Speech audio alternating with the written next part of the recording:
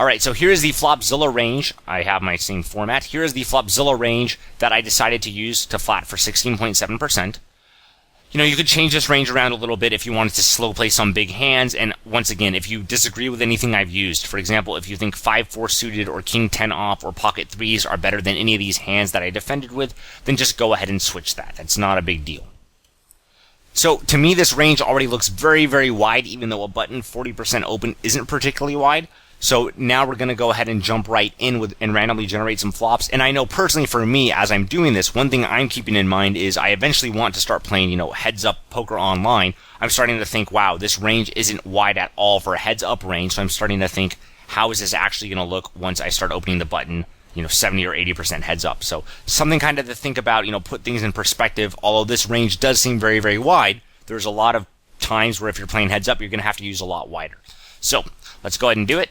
All right, ace, queen, jack with 2 spades. So, total combos is going to be 179. Obviously, that's reduced heavily because we make so many pairs.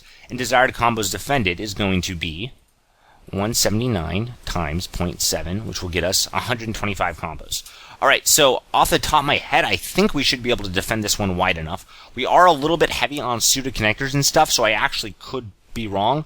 But I'm going to at least try to defend 125 combos and not let my opponent bet any 2 cards for value. Because personally, if he's betting, pocket 3s on this flop and showing a profit, something seems wrong to me. But by the same token, I'm noticing we can only fold 54 combos and, 9s, 8s, 7s, 6s, 5s, and 4s. That's 36 hand combos right there. And we also have a bunch of these, suited connectors and gappers that totally miss. So this might actually still be pretty difficult. So, one thing I'm going to try to do here, which I've honestly never done before this hand, is I'm going to write in hands folding, and I'm just going to list down the hands that I want to fold, and I know I'm going to have to call with everything else, or call or raise, because this seems more reasonable here than it usually would. Because usually, you want to pick out with the best hands that you need to defend and go in order, but here we're only folding, such few hands, and it's kind of easy to see which ones we need to fold, that this seems quicker to me. So it's just a different way to approach it.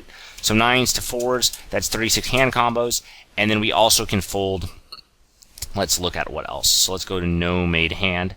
So that's going to be, that would be 30 hand combos, but we're also going to defend 10-9 suited.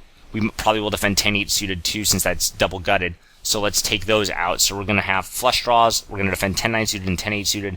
So that would be 9-8 suited, 9-7 suited, 8-7 suited. So I'm going to just put 9-8 suited, 9-7 suited, 8-7 suited, 8-6 suited, 7-6 suited, 7-5 suited, and lastly 6-5 suited. And that's going to be 3 combos each, so that should be 21 combos, I believe. 21 combos, perfect, because that's 3 combos each, because we are defending the flush draw.